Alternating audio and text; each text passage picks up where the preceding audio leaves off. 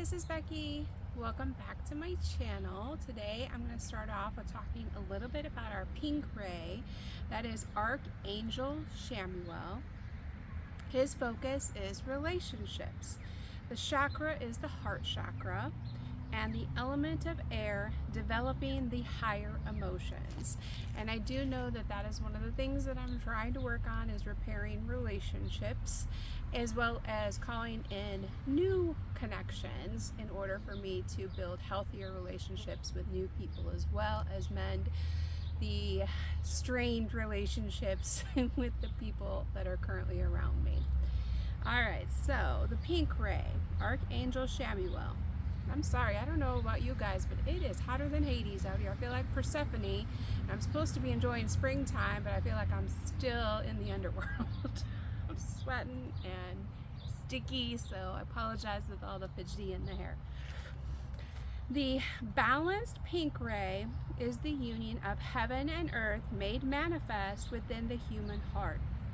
It is the product of the marriage of the physical red ray with the white ray of spiritual awakening and fullness.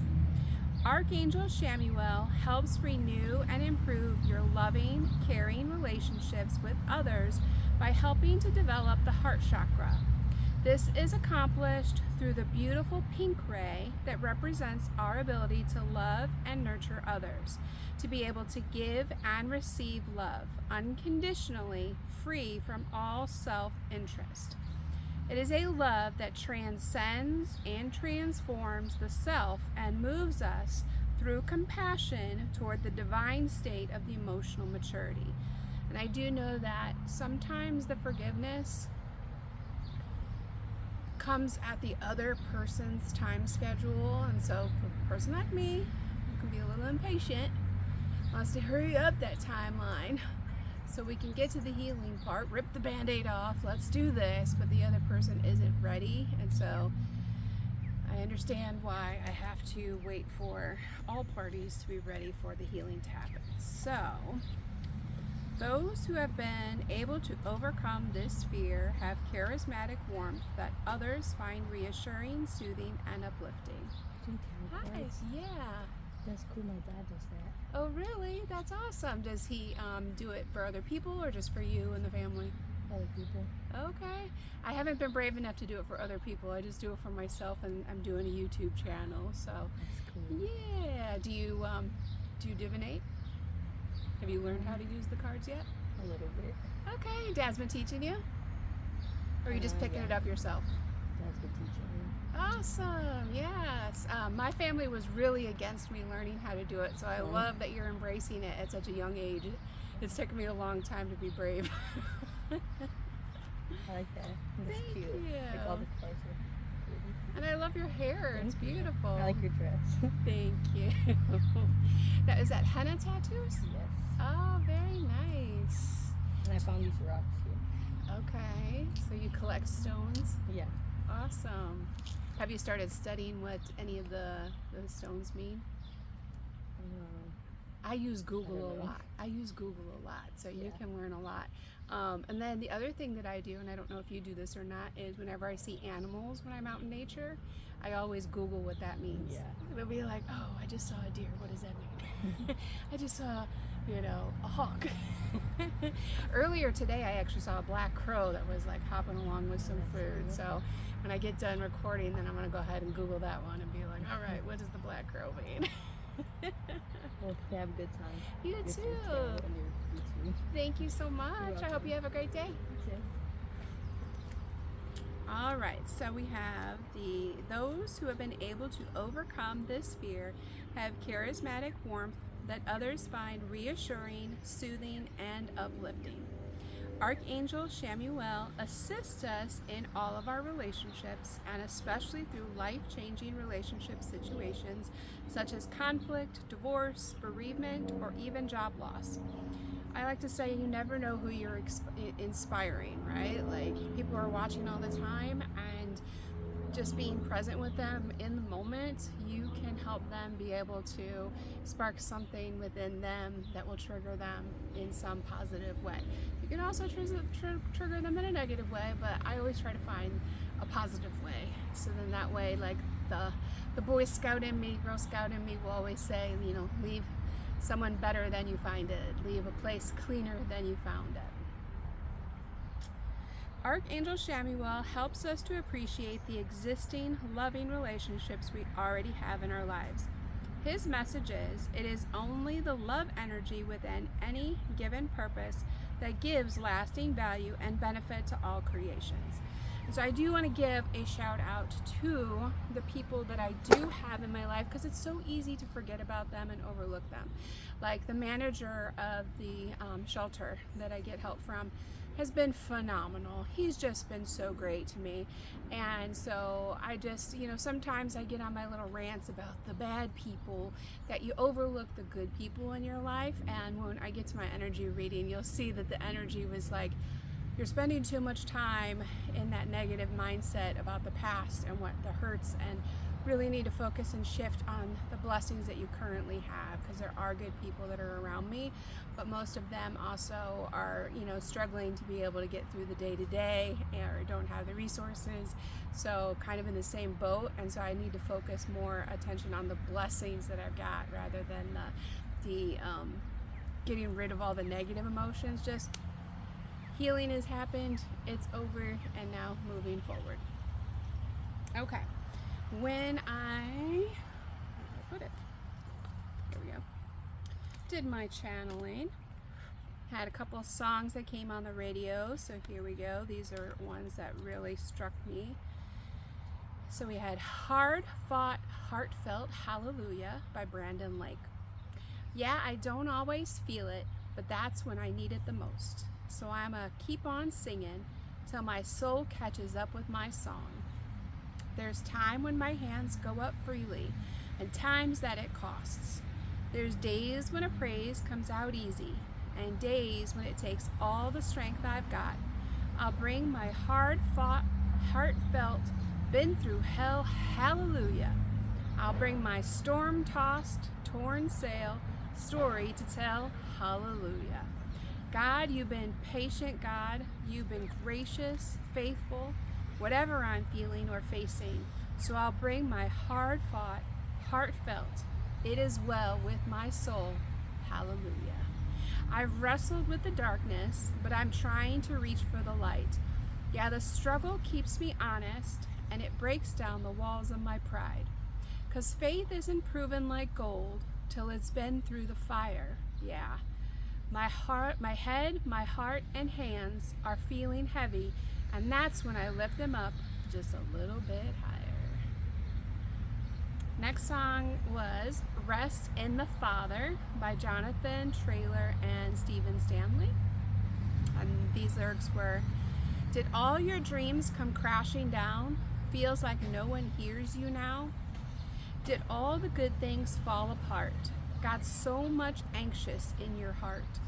I know that pain, you're not alone today. Even in troubled waters, even on shaking ground, you can find rest in the Father. Lay your worries down. He won't leave your side. He won't fail you now. You can find rest in the Father. Lay your worries down. He will calm your restless soul, remind you he won't let you go. No. So when you feel that heartache call, he's the safe place that you can fall. Even in troubled waters, even on shaking ground, you can find rest in the Father. You can lay your worries down. He won't leave your side. He won't fail you now. So even when my 3D reality doesn't look like things are changing and shifting, I know that they are in the astral plane. I know things are moving. I can hear the spirits talking. I know that it's just a matter of time before the wheels of fate and that world starts to shift around, and once it does, miracles are going to happen. And here's the next song, Living Hope by Phil Wickham. How great the chasm that lay between us, how high the mountain I could not climb. In desperation, I turned to heaven and spoke your name into the night. Then, through the darkness, your loving kindness tore through the shadows of my soul. The work is finished. The end is written. Jesus Christ, my living hope. Who can imagine so great a mercy? What heart could fathom such boundless grace? The God of ages stepped down from glory to wear my sin and bear my shame. The cross has spoken and I am forgiven. The King of Kings calls me his own. Beautiful Savior, I'm yours forever. Jesus Christ, my living hope. Hallelujah, praise the one who set me free. Hallelujah, death has lost its grip on me. You have broken every chain. There's salvation in your name. Jesus Christ, my living hope. So then when I was listening to the radio, the DJ was talking about, and this triggered some memories. So he said that parents should never have favorites, even if one child is more fun to raise than the other. So I grew up where my sister was the favorite, and I was the responsible one, which, you know, has its own, each has its own burdens to bear.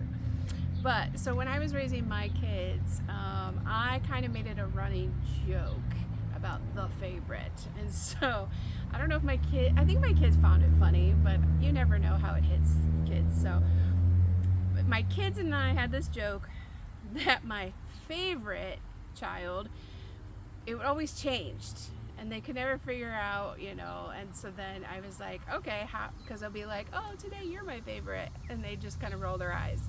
And then the next one would come in and I'd be like, you're my favorite now. And then later on that person would roll their eyes, and then later on the third one would come in and I'd be like, now you're my favorite.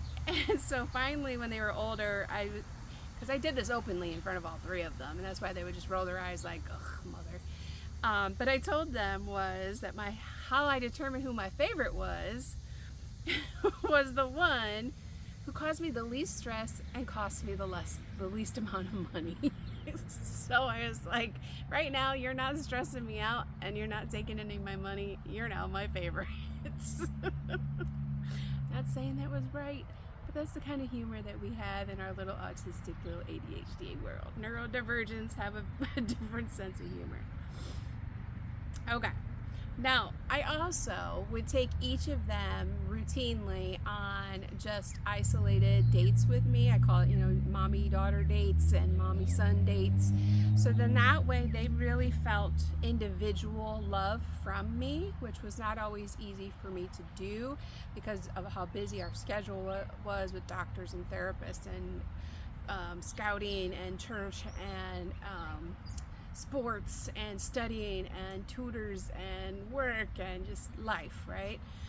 So I would make sure that I wanted them to know that they were loved not only for the role that they played within our family unit, but that they were loved unconditionally for who they just were, their unique self, their loving self. Because there's a lot of times where you're in the trenches with these little humans that you're trying to grow up, and they can see the ugly side of you and the beautiful side of you and the ugliness of the world. And so I wanted them to know that they were truly loved by God, the universe, by me, by people, because raising them in this town, we were very much outcasts and ostracized a lot and bullied. So I wanted them to know that I appreciated them. I seen them for who they were, or their heart, their soul, their beautiful minds, the passion that they have. And each one was so uniquely different that their needs were very different. Like one needed everything very quiet, one needed everything very loud, one needed a lot of attention, one didn't need any attention. So every child is different, and so you want to make sure that you're not just taking the one that you like and giving them all your love and attention and praise, and then kind of like, oh, and I've got this one too, you know. That even in the tough times, that you remember to really foster the love of Christ and the love that that person needs, because sometimes the ones that are acting out the most are the ones that need it the most. So to always give them compassion when they're struggling. I didn't want them just to function together to survive as a collective little army unit, but I wanted them to be able to thrive as individual flowers in the Garden of Eden, because we were never kicked out of the Garden of Eden. If you didn't know that, we were never kicked out. And so I wanted them to really know how much that they were loved. And it is important for parents to always pray over their children and to speak life into your children, no matter how difficult the circumstances. It could have been real easy for me to be like so negative in my tongue towards my children, and I always found reasons to lift them up. Sometimes in the heat of the moment I might say something like, oh, I understand why some mothers in nature will eat their young, but it's a scientific fact. But a lot of the times I was finding even the smallest thing to praise them and compliment them on in the hardest moments. So I was always speaking life into them, even when things were very dark. Okay, then I got a couple songs channeled to me that I looked up the lyrics to. And again, I find this very funny because I think I have a couple people here in this town who feel very sorry about their interactions with me, and some of them I think will come out of the shadows to have conversation, but I know that my energy and my passion and who I am and how vocal I am can be very intimidating for some people. So that's why I'm trying to do all this energetic work to be more receptive and calm and open to those conversations. So this particular song was Give Me One Reason by Tracy Chapman. So here are the lyrics. It's give me one reason to stay here and I'll turn right back around. Give me one reason to stay here and I'll turn right back around. Said I don't want to leave you lonely. You got to make me change my mind. Baby, I got your number. Oh, and I know that you got mine.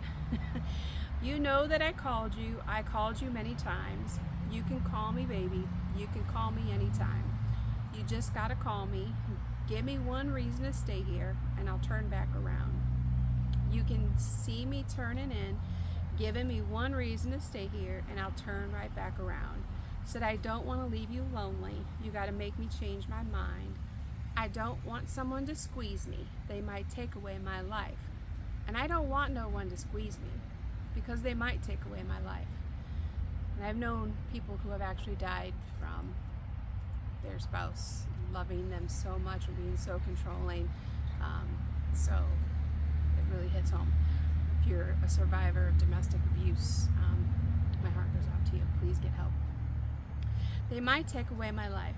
I just want someone to hold me, oh, and to rock me through the night. This youthful heart can love you, oh, and give you what you need, but I'm too old to go chasing you around, wasting my precious energy. Then the second song that I got channeled was Dear Future Husband by Megan Trainor. So I thought this was funny because I think this one is my divine counterpart was teasing me. It's here's a few things you'll need to know if you want to be my one and only all my life. Because yes, that could be a little controlling, and he already knows that I'm trying to release the control because I know he's supposed to be in control. So that's why I said I think he was teasing me. Says, take me on a date, I deserve it, babe.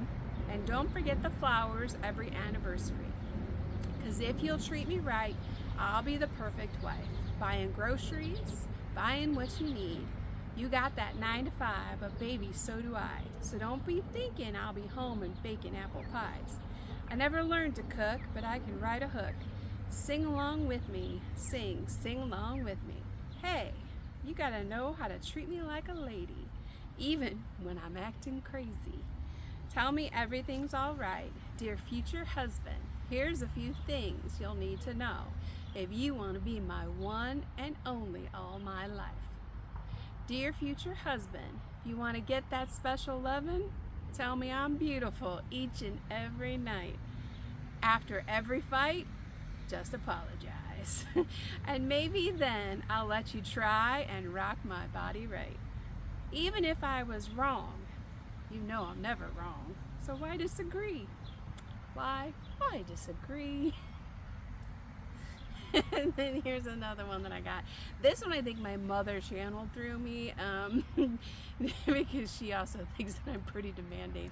I remember there was one time when Me and my ex-husband were fighting, and I called her up to come take care of the kids because I never really wanted to fight in front of the kids, and he didn't care if there was an audience. So she came to get the kids, and I remember her telling me afterwards, she's like, Rebecca Ann, if I ever talked to a man the way you talk to men, I would be put through a wall. And I said, I'd like to see him try it. So the song I got was Any Man of Mine by Shania Twain, because my mother did have a sense of humor. It says, this is what a woman wants. Any man of mine better be proud of me, even when I'm ugly. He still better love me. And I can be late for a date, that's fine. But he'd better be on time.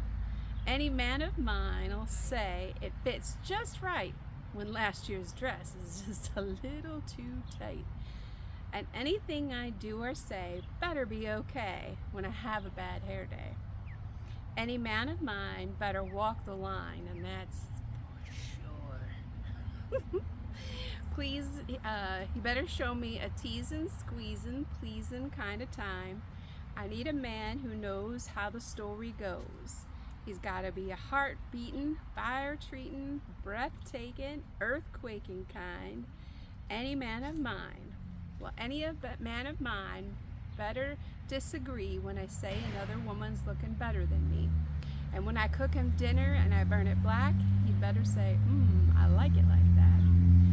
Yeah, and if I change my mind a million times, I want to hear him say, yeah, I like it that way. Okay, and then for those of us that are trying to really learn how to trust our intuition, because we have lived in a society that's really tried to teach you to disregard your internal warning system and tell you that it's wrong, and really gaslight you out of what you know to be true.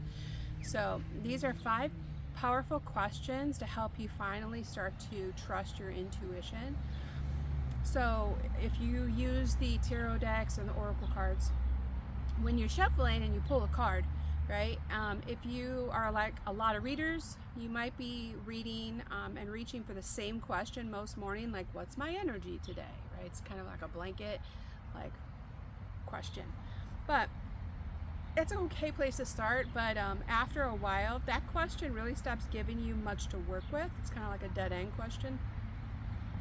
The card shows up, you glance at the keyword, you nod, you move on without really learning anything new. You're like, okay, yeah, that's the energy. All right, cool.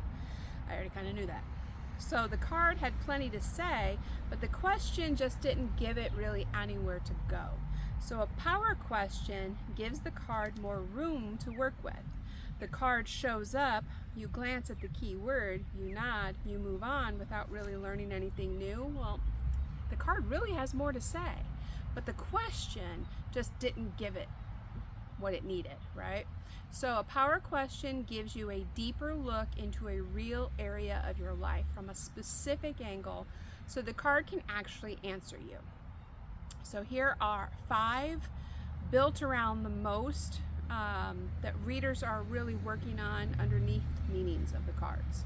So it's learning how to trust your intuition. So I recommend you either try one or use them as a daily pull for 5 days, and then you can read your energy throughout the whole week. So the first one, what daily practice would help me trust my intuition?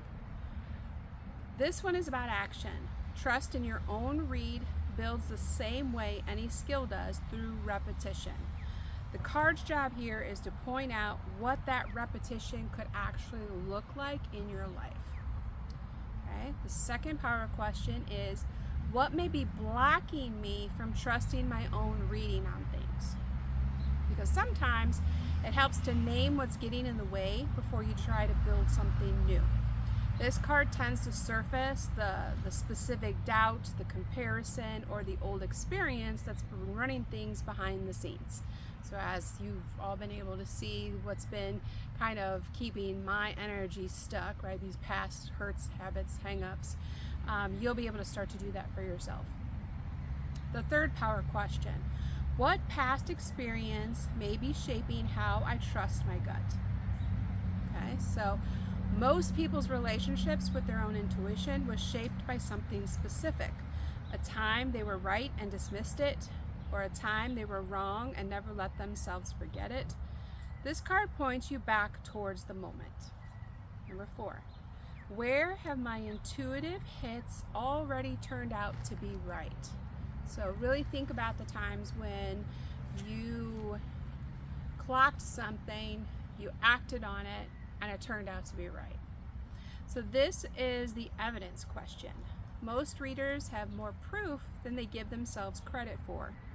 The card's job here is to hand you a concrete example that you can point back to when doubt creeps in. I know I had an incident with somebody at the shelter that crossed boundaries and set up this scenario and kind of cornered me, and it ended up not being good. Handled it, but then I reported it, and when I reported it, I was like, well, it's a big deal, but it's not a big deal. And then come to find out, no, it really was a big deal. It really was a big deal. My instinct was right to report it. Okay, number 5. Where in my life could I be leaning on my intuition more than I currently am?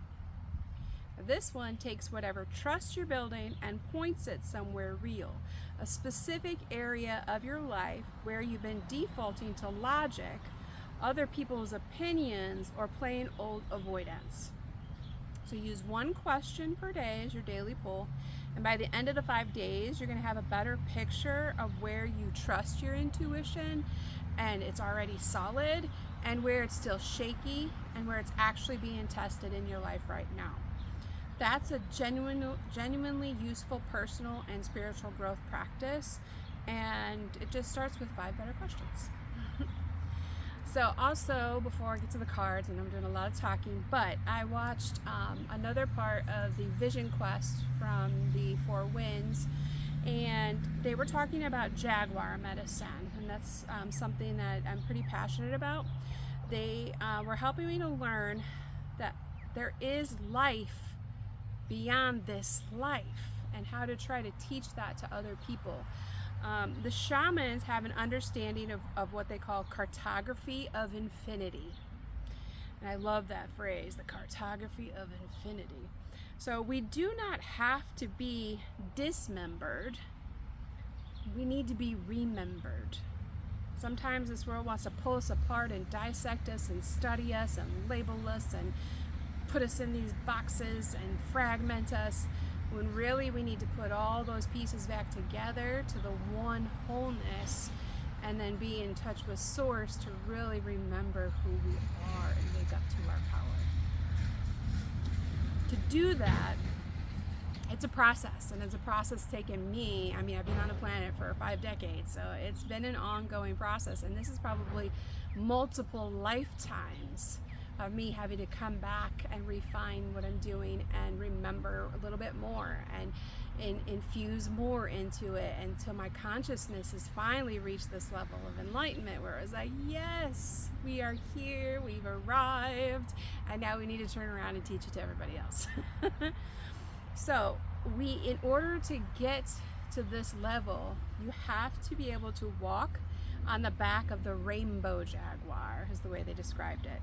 It's going through purgatory, and this requires you to travel very lightly, because in the Egyptian times they said, how do you get at the end of your life, how do you get to go on, is that they will weigh your heart against a feather, and your heart has to be lighter than a feather. That means you have to be happy at everything you've experienced. You have to find peace in every lesson. You have to learn how to let go of all fear, all negative energies, all low vibrational, and see it for what it really truly is, to understand the journey of this infinity, of this evolving life that happens over and over and over until you learn the lessons.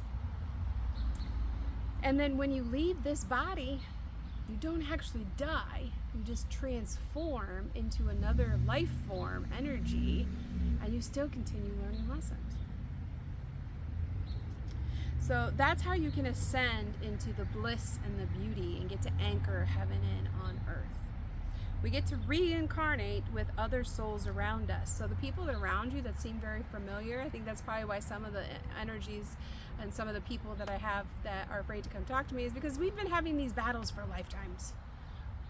Each time we get reincarnated, you get reincarnated as a cluster and you have to teach each other lessons.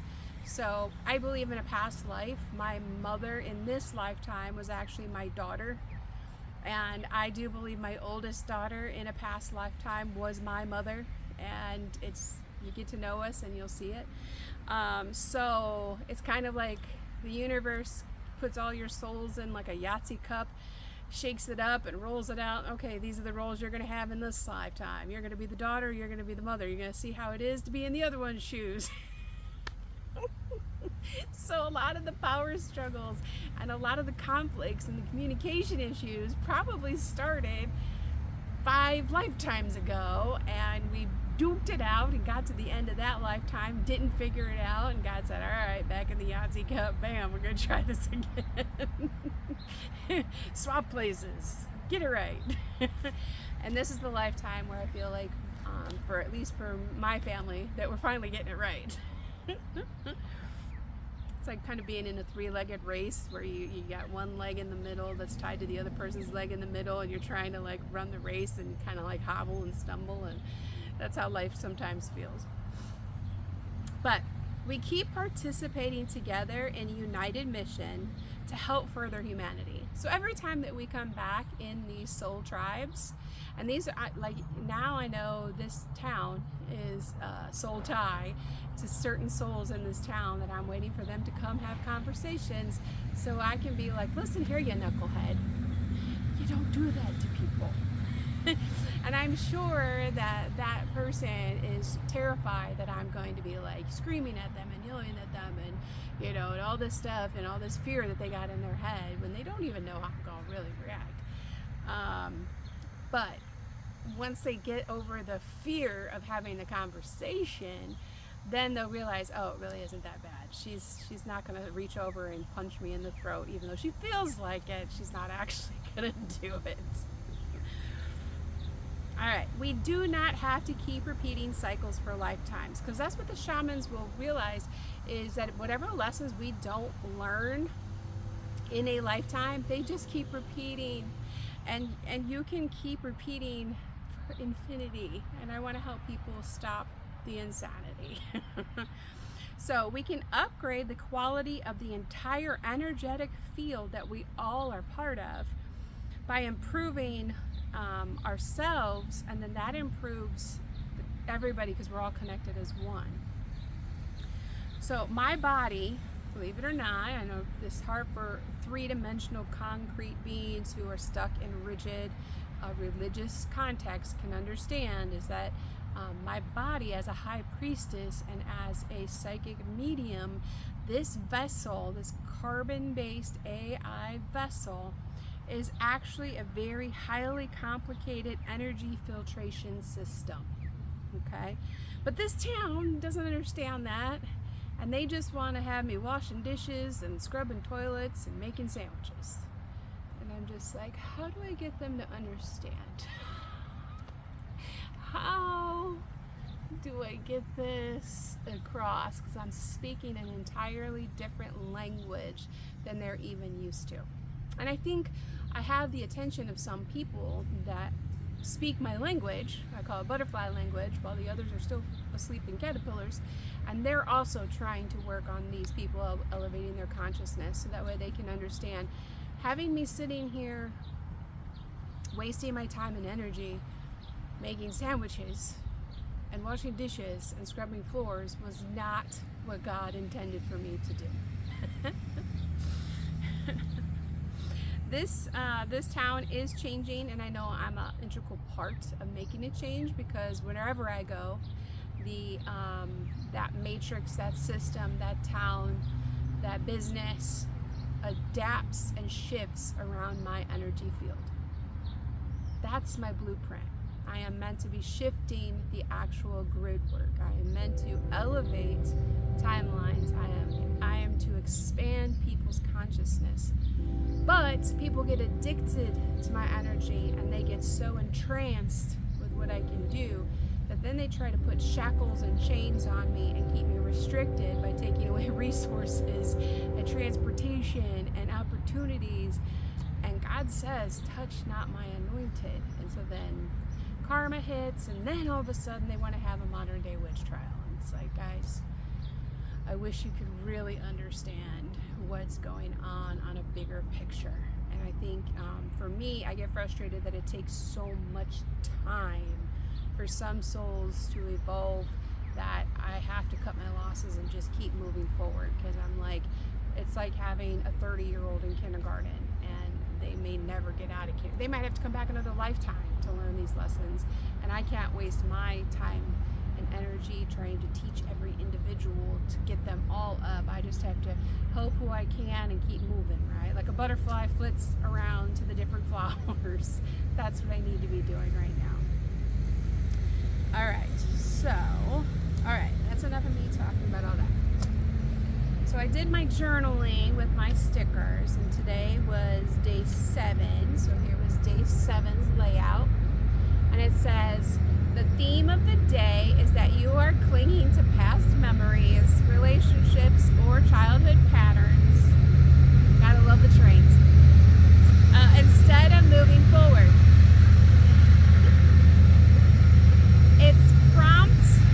It's prompting you to let go of old attachments, outgrow these stagnant phases, and to ground in the present moments. And I do. I have some very beautiful present moments. People in this town have built some beautiful landscapes.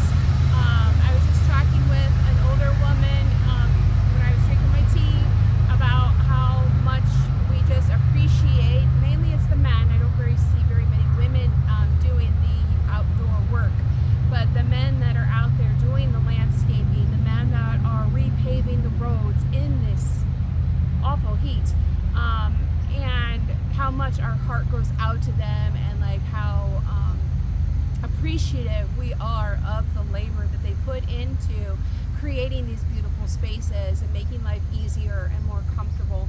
And sometimes people just don't show their gratitude and appreciation to these hard-working, usually men, not saying they're all men, because I'm sure there's women out there, but mainly it's the men that are out there building these things for us to be able to enjoy and to utilize.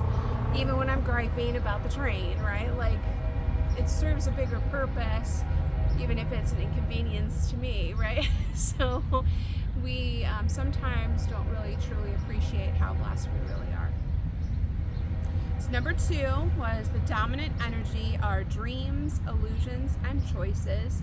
It points to an overwhelming abundance of options and fantasies, and it warns against getting lost in the clouds. So a lot of times people want to throw new opportunities at me. Oh, what about this? How about here? Pick me, pick me, pick me, pick me. And it's just like, no, I know what I'm supposed to be doing. So I'm not trying to be mean, and I'm not trying to be rude, but I have to squash all these illusions and these fantasies, and I'd be like, well, no, I want you to be my wife. And this guy, oh no, you're my wife. Oh no, you're my girlfriend. Oh no, you're gonna be my side chick. And I'm just like, no, I'm none of these things to you. None of these things to you. I belong to God, and I have an actual divine mission. And God has selected and worked on and purified the soul of whoever my husband is supposed to be. So it's in God's hands. So all of these illusions and options and delusions, I have to constantly keep closing the browser tabs on, and it's just like, okay, I'm spending more time declining than actually doing what I'm supposed to be doing. Number 3, the course of action is removing blockages in creative energy. So instead of manifesting as burnout, which is what I've been experiencing, I've been delayed and distracted, and so that's my own doing, getting caught up in my mind, trying to figure and calculate in the logic, and trying to put dots together and going, okay, I'm trying to create this puzzle, but I'm missing puzzle pieces. If you have OCD like me, then you're just like, I can't move forward unless I know what's going on, and God's trying to say, yes, you can, just take a step. but it also has to do with being around dictatorial leadership that are trying to coerce me into pathways by not giving me access to the resources I need, or trying to reduce the options to where I have no choice but to do what they want me to do. And they do it in a very covert way where they think that I don't realize that's what they're doing. I know that the homeless shelter removed the one woman that I had talked about in a previous message, and I know that they want me to replace her, and that's not my role, that's not my job, that's not where I'm supposed to stay. I don't want to be rooted there. I'm supposed to be leaving this place. And so I know that it frustrates them that I am not, drinking the Kool-Aid and doing what it is that they thought that they'd be able to maneuver me into doing, when I know that's not my path. Number 4, opportunities are showing a disruption to my domestic harmony where idealized expectations clash with the reality. It's like I know what the end outcome is, but now I'm trying to figure out the pathway to get to that end outcome. And so having that grandiose, like, okay, I know that this is what it's going to end up looking like, but now having to do the baby steps and all the little work and all the mundane things and getting everything put together and lined up and organized, and then I'll have that end product. But it's finding the balance of keeping that vision, holding the vision, while doing the work that leads to that outcome, without all these people trying to convince me to do their bidding and their work and do it this way and do it that way. And it's just like, you worry about you and I'll worry about me. So this card frequently suggests there's a fractured family relationships, a disconnect in the partnership, or a realization that achieving traditional markers of success has not brought the emotional fulfillment that you anticipated. And my business has been successful for 3 years. It's just not giving me the satisfaction that I thought it was going to be, this entrepreneur and do it on my own, and She-Ra, like power of the women. And I'm like, really, I'm ready for something different. So that's where God said, go ahead and sacrifice this private practice, go ahead and shut down Homelands Consulting LLC. And so I'm not going to renew my licensure for it, and closing that chapter in order to write my book and continue doing my creative projects and my art and public speaking, and get to know new people that are going to help move me in new directions. I'm working with new teams and learning from different leaders in different communities, and then it will continue to evolve. So, before I get to the cards, I visited the book box again, because we have several book boxes. So I went ahead and stopped at one, and this time it was like Christmas. I found 3 treasures there. The universe gave me one book to read that's called Angels and Demons. And what's funny is I'm reading this book already, but the book that I have is really beat up. Like the cover is torn off, and the pages are so like old and weathered that like they crumple when they're very well worn. So then I found this one today, so I upgraded it to a better version that I'm not worried that the pages are going to keep falling out of. Then I found in there was a Love Divine. This is an epic story of love and faith. Thought that was good. It says Joseph of Arimathea is the man who gave his own tomb to the crucified Jesus of Nazareth. He is a mysterious figure about whom little is known. And in the tradition of the robe and Ben-Hur, Alexander Ripley, one of the world's best-selling writers as historical fiction, tells his moving, unforgettable story. So this is about the guy who gave up his tomb for Jesus. And the third wisdom nugget book that I'm so excited to read is called The Traveler's Gift, and it is 7 decisions that determine personal success. So this one effectively combines self-help with fiction, sustaining momentum while simultaneously passing on instructions for positive thinking. So I thought that was a good one that you might want to check out. Okay, let's get to the cards and let's see what the Ascended Masters in our Keepers of the Light Oracle deck have to tell us today. You know, I don't talk much during the day, and I'm channeling and writing and meditating and listening to the music and exercising, so that when I get on these videos, I'm just like, ah, la, la, la, la, la. All right, we have two masters that want to talk to us. The first one is Hilarion. It says, divine healing. Honor your sensitivity and retreat to recharge and heal. Your light can support others. And this is why I know that I'm really not supposed to be doing the 9 to 5, because that really takes away from me being a prayer warrior and reading my Bible and channeling the messages and doing this stuff. But I don't know another way to make money at this point. So any donations would be very, very, very much appreciated. You can reach out at homans.consulting@gmail.com if you would like to help a girl out. The other one that came out, which I absolutely love, is Gaia, the Earth Connection. It says, be mindful of the planet, come back to Earth, and stay grounded. It's like I said, a lot of times I stay up in the astral planes and doing all this meditation, and then I'm like, wait a minute, I actually have to do things in the 3D to make money, and so like go to the doctors and go to the workouts and go to, so staying grounded is definitely essential. All right, let's see what we get from the Work Your Light Oracle cards. Yeah, my mother said you always did struggle with balance. I'm getting better, but that pendulum inside me, can we just, let's get it in the middle. Oh yeah.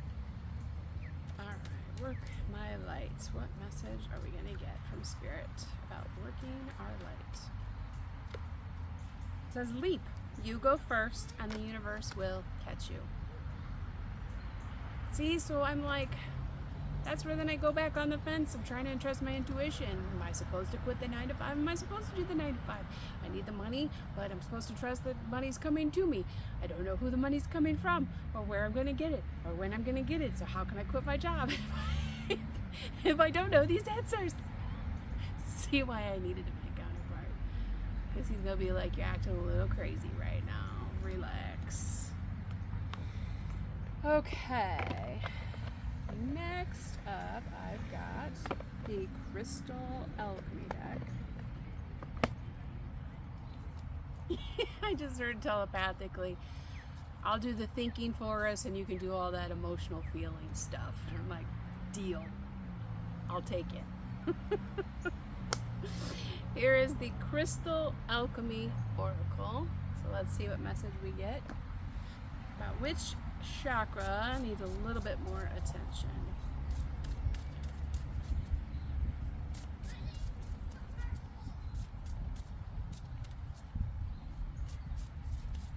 All right, this one kind of see what we get. Oh, carnelian. So that's a synchronicity. That's the healing stone for the sacral chakra, which is your physical body, letting go, and cleansing. Which that's what I'm trying to do, because healing starts in the astral projection. It starts in the energy field, and then it manifests physically. Everything starts astral and it gets anchored into the physical, which is why I keep holding on to this vision. I know the vision of what's supposed to happen and the divine counterpart is supposed to come in and what that's supposed to look like, and I'm trying to keep that anchored in while still trying to navigate the 3D, and I'm like, but no, I gotta anchor this in, but I gotta do all this. And so if you feel my pain, you're part of my collective. All right, let's get a Chakra Wisdom Oracle card, and that is one that I already have the series of videos for with deeper messages. So I'll pull one, you'll find that video, and then that will give you a deeper message about that particular chakra.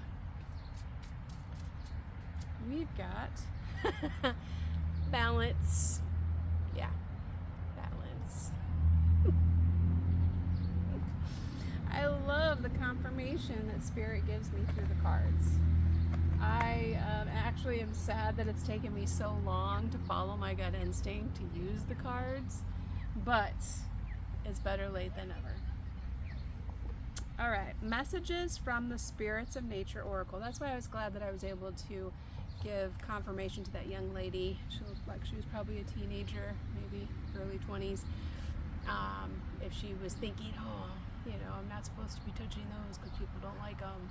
Hopefully I gave her that encouragement to go with what her lineage is and what her gut instinct is telling her. Because a lot of people will commit suicide thinking that they're doing the devil's work touching these cards, and it's not true because the people around them just fear what they don't know. All right, so the messages from the Spirits of Nature Oracle.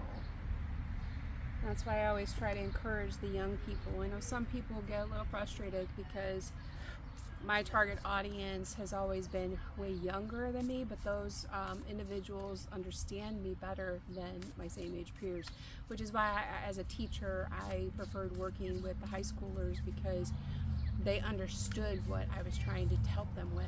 They understood the healing that they were getting from me where the adults didn't.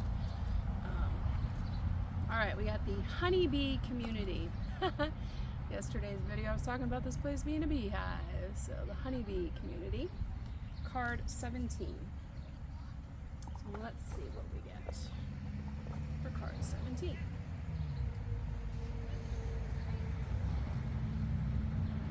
It says honeybees are flying insects found in every continent in the world except for Antarctica. They forage for nectar and pollen, helping flowers, fruits, and vegetables grow for transferring the pollen between the male and the female parts of the plant. They live in a collective, and the large populations of each beehive work together successfully through clear divisions of responsibilities. The queen bee is the mother of all the other bees in a hive. Drones are the males, and their only job is to mate with queens from their other hives. Worker bees, all female, make up about 99% of a colony's population. They are responsible for everything, including feeding the larvae, which are the baby bees, tending to the queen, cleaning the hive, collecting food, guarding the colony, and building the honeycomb. Although the activity in the hive may seem random, there is an innate organizational and purposeful direction to all this activity, with clear communication and a group consciousness that supports the ongoing existence of this species. That's why I said, I'm a queen bee, but not of this hive. So the queen bees of this hive don't want me here. So they've made it very known that I'm attracting too much attention from their worker bees. And I'm not trying to. So here's your message. You're an integral part of a community, one composed of people related by blood, friendship, or another type of common bond. Lately, you found yourself thinking about this or that person, but have generally dismissed the thoughts and the feelings that triggered these remembrances as random and inconsequential. You may even have experienced other external reminders of that individual, such as their name popping up in conversations or symbols appearing that remind you of them. These synchronicities are prompted by the collective consciousness, an invisible web in which we humans are all connected. Threads are more concentrated in those that are part of your more immediate community. Those are the ones I'm trying to cut cords with. Stories abound as to how someone got a sudden urge to call a relative or a friend and then discovered there was an urgent need they could now serendipitously meet. It's critically important at this time to trust these cues and act on them so as to actively acknowledge the physical and spiritual connection that you have with these important people in your life. Pause for a few moments and allow yourself to stretch the limits of what you ordinarily think of as community and realize that you are connected to the entire human race. I think sometimes that we get caught up on pointing, like ostracizing people like the others.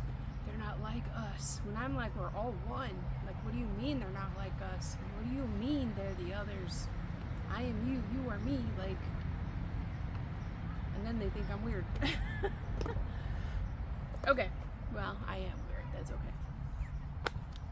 Let's check the Human Spirit Oracle as we're learning to connect to that spirit realm that gives life to each of these vessels.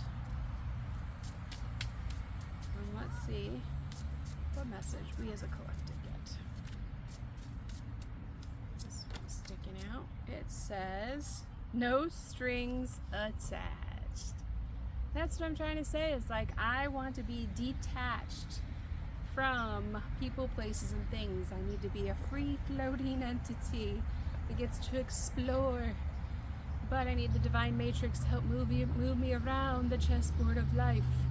Cause Queen needs help. I get too many people that get these attachments in their head, like, oh, she's gonna be this role in my life, she's gonna do this for me, she's gonna be that, and I'm like, where are you guys getting that from? Alright, card 35. I am my own entity. I belong to no one but God. It says, look at you giving freely of yourself with no strings attached. What a wonderful thing, giving without the expectation of receiving in return. Because I do know that just because I give to one person doesn't mean that the karmic reciprocity is going to come from that person. It can come from somebody else, somewhere else. So that's why I freely give, because I know at some point it's like a boomerang effect that's going to come back to me. And I think right now Spirit's been like racking up everything is just going to come showering down at some point like confetti. When you are able to do this, it is truly an authentic act, and when we live in authenticity, we create room for others around us to do so too. You truly give from the heart with no expectations of return. This has become such a rarity these days. What a beautiful human you are. See, Spirit's acknowledging, even though my 3D reality, because people really, they struggle with change, and if I level up, that means they have to level up, and some people don't want to level up. They kind of like having the patriarchal hierarchy. I'm better than you, I'm more important than you, and I'm just like, get out of here with that. It's just a bunch of nonsense. All right, Mystical Shaman Pocket Oracle. And this was created by the people who started the Four Winds that are, really helping, because right now, what I saw in the Vision Quest today, they were talking about is the fact that humans right now, the suicide rates are so bad, and people are just looking to, like, it's like parachute jumpers, right? Trying to rip the cord to be able to get off the planet. And it's like, no, we need you here, and we need to help you heal. We need to help you elevate. We need to help rise the consciousness level. Don't just rip the cord, because guess what? You get reincarnated, and you have to then do all the lessons over. I don't want you to have to do that. We've made it this far. Don't quit now. All right, card I'm getting is the Beloved. Card number 5. I think this is going to have a beautiful message, so let's see what we get for the Beloved. It says, the Beloved is the recognition of spirit in another and moving towards spirit through the other.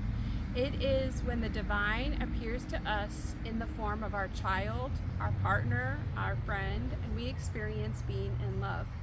As we grow, we start to recognize the Beloved in everyone, not confusing their personality with their divine nature. Accept the invitation to learn through the path of love. Expand your being through union with another. When you recognize the Beloved in another, you call forth their highest and purest nature. Follow the path of love. Be careful with romantic love. That kind of love you fall in and out of. Own all the projections that you have placed upon the person you are dreaming of. Remember that they are only mirroring back your own deep longings rather than revealing their true selves. If you fail to notice this, be prepared to walk through the fire of strong emotions once again. So that's where I really caution people when they're talking with new people, because they'll be like, oh, I just met him and I love him. And I'm like, that's not love. That's dangerous. If you have to have investment, you have to have time, you have to have consistency, you have to have clarity, you have to have experiences. And so anytime I'd be like, oh, I just met this person and I'm in love with them, and I'm like, that shows me the level of healing that you're at, and we've got some work to do. That's why when anybody comes in, yes, I'm a dreamy person. Yes, I love to love, and yes, I want a romantic love, but it takes me time to warm up to that. So everybody starts off friends first, and if they stand the test of time and we can build together and things are going great. But I've had people that have been waiting years for a chance for a romantic love with me, because I'm like, this is faulty ground. We can stay friends. Here's a handshake. Okay, the healing waters. So let's take a look at what message we get from the healing waters. So like, even when I'm sitting there going, oh, the business person is going to come in and help me, oh, it's going to be my knight in shining armor. Like, they know that I'm just that kind of a person. Like, it's not that I'm a little theatrical. That it's not that I'm like thinking, oh, I'm going to latch onto him and now he's going to be my man. No, it's going to be like, you saved my booty in the nick of time. Thank you. Let's be friends. And then we'll see what life, how life treats us and what's going on and how life is. Because I'm going to meet lots and lots of business people that are going to be saving my booty over time. So I'm like, I can't be like, oh, you're the one. Oh, you're the one. Oh, no, you're the one. No. That's why God's in control of my, my destiny. I know too many women that are like, he's the one. And I'm like, oh, okay. Well, come back in a year and tell me how it's going. All right, we got the pearl, alchemy, the reward at the end, from grit to grace. And that's what they say the real winners, the 1%ers have, is grit. And I know that I'm not giving up. I don't care how many times I get knocked down. I get up again. I get knocked down. And I get up again. Never gonna keep me down. I get knocked down. Get up again. Alright, the Starseed Oracle. So let's get a message for all the star seeds. Let's see what we get. Because the only way to lose is to quit. And then the devil wins. We gotta laugh in the face of the devil. Because the game of life really isn't about competing with other people. It's competing against yourself. Being the best version of yourself. And the devil is a mindset, and wants you to hate other people, and wants you to feel alone, and wants you to feel isolated, and wants you to give up on yourself and yourself. So as one of the things that I hope to strive to help people feel like they have community and support. All right, we have Whale and Orca Elders. It says, share your song, frequency of sound, and diving deep. Once you think that you're already hitting a deep layer of consciousness and deep introspection, there's always a deeper level. So surround yourself with people that are smarter than you. Because if you're the smartest person in the room, you're in the wrong room, which is why I know that I'm going to be leveling up, and I'm going to be around people that I'm just going to be in awe. I'm going to be like, dang, you're a genius. Like, teach me that. All right, let's get a card from my Moon Magic, the Lunar Oracle deck, and see what the moon wants to tell us. Moon represents mysteries of life, and I'm really enjoying delving deeper and deeper and deeper into the to the nooks and the crannies of spirit and the universe and quantum physics and everything, which is why I keep getting the ground yourself in the present. This one we get is card 40 and it says moon dust. So let's see what it tells us about moon dust.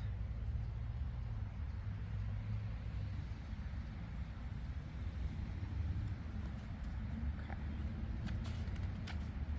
The key words are joy, surprises, and wonder. This is a lovely card, and it comes to inform you that a sprinkling of gold moon dust is about to be distributed in your life. What does that mean exactly? Well, it means that magic has been activated and wonderful things are about to happen for you and your loved ones. This card represents a sudden, unexpected turn of events and leads you to a place of great joy and happiness. It might indicate a happy coincidence or a lucky windfall. It is a nice card for those who are feeling a little jaded and need of a pick-me-up. It will reignite your sense of wonder and awe at this magical world that we live in. While it is not an energy that sticks around for long, you will know when it is playing out in your life because you will experience something that simply blows you away. Enjoy it for what it is and take the chance to make some lasting memories. What I've come to really realize is nothing lasts forever, so if a good time comes around, enjoy it while it lasts because it's going to go away. Bad times are there, get through it because eventually it's going to go away. So life's ups and downs and we just got to weather the storm. Let's do a love message for people that are on the twin flame journey like myself who are calling in soulmates to learn lessons. Let's see what we get today. Hopefully it's a good one. We've got very soon. Clearly decide what it is that you want so that it comes to you now. Which is why I keep putting out my order for that divine counterpart. I'm like, get me in the right room with whoever it is that's supposed to be my man. Because we got works to do. Alright, and oh, my ancestors said don't forget about us. So I was going to go ahead and do Archangel Raphael, but nope. My ancestors want to chat. So let's see what we got. Let's pull 3 cards to get messages from them. They always have something enlightening and interesting to say. Whoop. Well, dang it, that was a whole lot. I'm going to take the 3 that flipped over and put these back.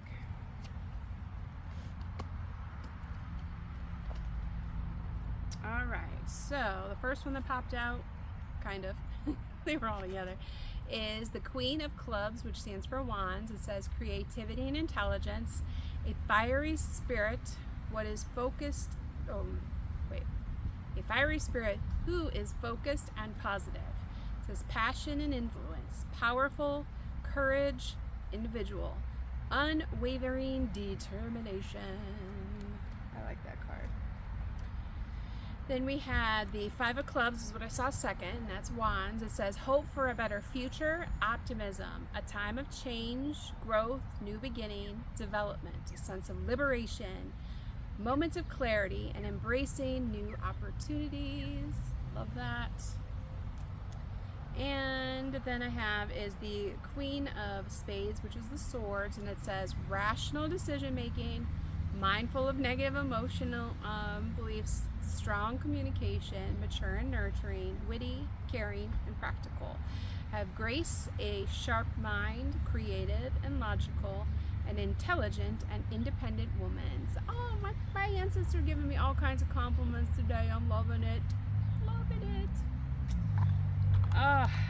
It's so amazing, and this is very simple to do if you want to be able to talk with your ancestors. I highly recommend grabbing a deck of playing cards and then channel what messages represent each card, and then you can be more in tune with your own spirit team. Okay, now let's see what Archangel Raphael wants to end this video with. because we're all at different stages of healing, but as a collective, we have some core wounds that we are kind of all resonating with. So let's see the message. We have recovery. It says, Dear Archangel Raphael, thank you for holding my hand throughout my recovery upon the path of radiant health. And I hope that you are finding peace and comfort, as well as some joy and smiles throughout each and every day. I know life comes in waves, so hopefully you're on the upswing and you can surf a little bit. Until next time, the light in me honors and respects the light in you.